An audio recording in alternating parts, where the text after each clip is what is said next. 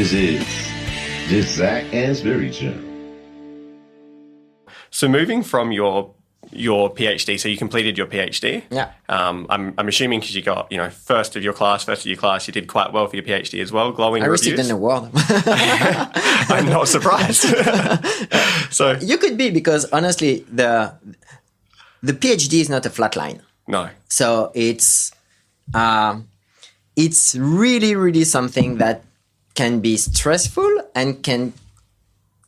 I know some people who, and actually I guess that in France more than, I'm not sure, but I would say 30 to 40% of the people engaged in a PhD don't see the end of it. In France, almost half. Yeah, they sign out. So I'm not quite sure what the rates are for Uni SA, but we have a very good recruitment for the School of Marketing, and I can't remember anyone not completing their PhD here while I've been here anyway. I think the last 5 years or 6 years, the latest table I saw was, it might have been for the business school, above 90%. Yeah, okay. So that's very different. Yeah. But it might be different for other disciplines. Yeah, I guess so. Yeah. I guess so. But for instance, 50% seems my quite high. personal experience was that my first year was great. So moving to the US for 3 months, and my second year was just awful.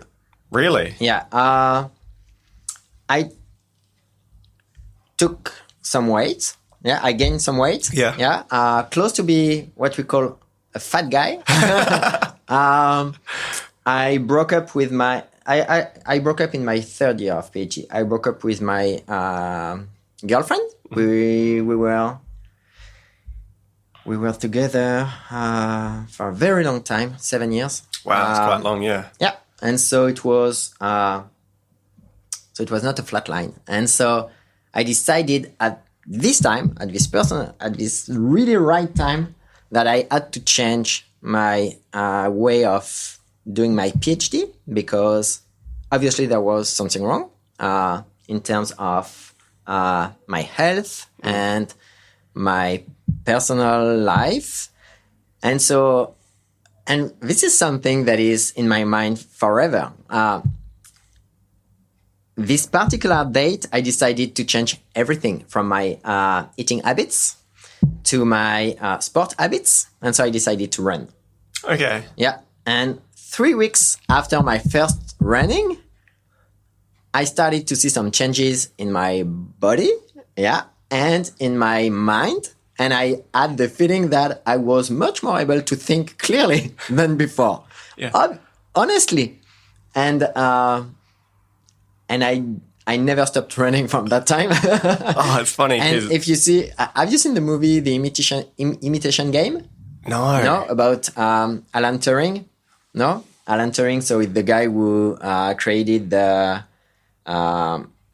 machine to break the Enigma code from, during the Second World War. Oh, World I War II. saw the trailer for it, but I haven't seen the movie. So some people say he's the founder of the IA, artificial intelligence. Artificial intelligence, yeah. And this guy was so clever, and his hobby was running. And a lot of people say that, yes, running, but any other sport is absolutely necessary, for your mind to be effective, let's say. Yeah. So, no, my PhD was not a flat line. I got an award, but I can tell you that it was absolutely not something expected, because at the end of my second year, I was about to quit. Yeah. And even my supervisor told me that. I remember going to his office and him saying, "You make me think of one of my former PhD students who took 8 years to complete the program." Wow. That's a long time. I left the room and I was like, so much things to change and, to achieve. So, so it was not a flat line. Oh, okay. I 100% agree with you. And I think you speak to other people who are high-performing individuals, especially when, their job is not necessarily a physical one. Mm-hmm. You still need to be in some sort of regular exercise or activity, because there must be some sort of link there that I've yet to explore fully about physical activity and increase like cognitive performance. Because I notice a big difference if I go to the gym and, you know, I'm lifting weights or I'm running on the treadmill or I do a class or something.